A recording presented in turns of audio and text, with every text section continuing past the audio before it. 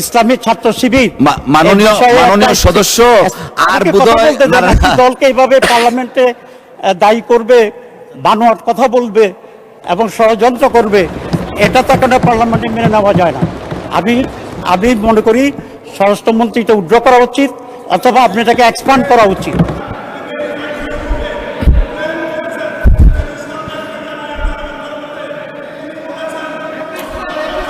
মাননীয়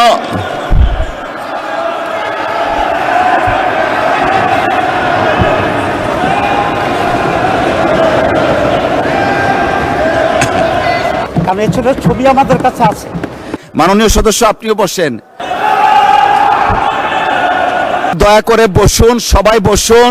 এদিকে যারা আছেন আপনারাও বসুন, আপনারা বসুন বসুন। মাননীয় উপনেতা,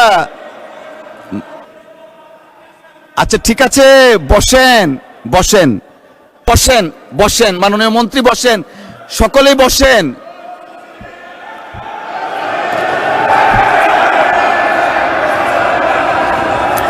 মাননীয় স্বরাষ্ট্রমন্ত্রী, কিছুই যায়নি রেকর্ড, আপনি বসেন দয়া করে।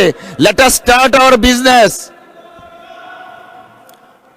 আপনারা বসেন বসেন।